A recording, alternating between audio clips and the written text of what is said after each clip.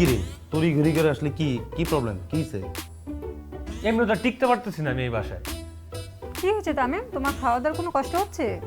আরে খাওয়া দাওয়ার কষ্ট যেমন তেমন, ওইটা নিলে রোজা রেখে পার করে দিলাম, ওই টপিক বাদ। আপনার বোনের জ্বালায় তো আমি টিকতে পারতেছি না। কেন, ও আবার কি করলো? কথা নেই বার্তা নেই, রাতের বেলা সাপ ছেড়ে দিচ্ছে আমার বিছানার উপর। এত লাফালাফি করার কিছু নেই, প্লাস্টিকের সাপ ছিল। উফ, সেটাই বলো, আমি তো রীতিমতো ভয় পেয়ে গিয়েছি। আচ্ছা তামিম, তুই কি আমার ছোট ভাই? সামান্য একটা প্লাস্টিকের সাপ দেখে তুই ভয় কাইতে হয়ে গেলি কেন? আমার তো পরিচয় দিতে লজ্জা করতেছে। তুমি তো নিজে খুব জনসি না, মনে হয় যে সাপ দেখলে তুমি ওইটা ধরে টাইনা ছিঁড়া ফেলা মাইরা ফেলতে পারতা। নিজে তো ঠিকই সাপ দেখা লুঙ্গি খুলে দৌড় দিতা।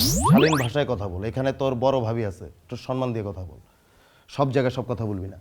ভাবি সরি, কিন্তু যা বলছি ভুল কিছু বলিনি, সত্য কথা বলছি। না না, তুমি সরি বলো না, সরি আমি বলছি। বরং তোমাকে আমি পাগলিটার সাথে বাইরে যেতে দেওয়াটা আমার উচিত হয়নি।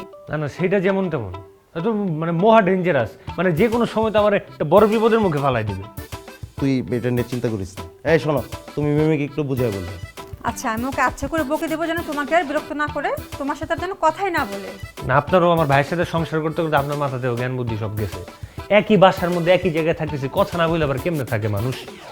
আচ্ছা ঠিক আছে, 2টা দিন থাক, একটু কথা না বলে থাকা যায় না। সমস্যা কি, আমরা আছি, আমাদের সাথে কথা বলবি। আর তুই মাথা ঠান্ডা কর, এই সব বিষয়ে এরকম উগ্র হয়ে গেলে হয় নাকি?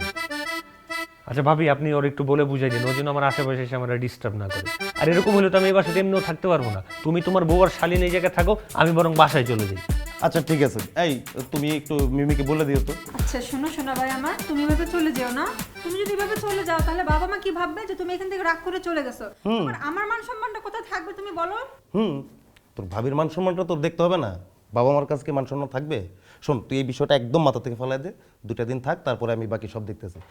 আচ্ছা ঠিক আছে, তাহলে এখন আমি একটু বের হইলাম। বেরোলাম মানে? তুই কই যাবি? তুই কি এই এলাকা চিনস নাকি? না চিনলেও সমস্যা নেই, ওই যে আমার স্কুল ফ্রেন্ড সাদ্দাম আসছে না, ওদের এলাকাতেই থাকি। সাদ্দাম? কোন সাদ্দাম?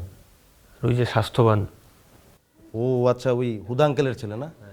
আচ্ছা ঠিক আছে, যা তাড়াতাড়ি এসে বল। বাসায় যে অশান্তি, বাসায় এসে আর কি করবো? মাথাটা একটু ঠান্ডা কর, পাগল একটা। তবে কি জানো,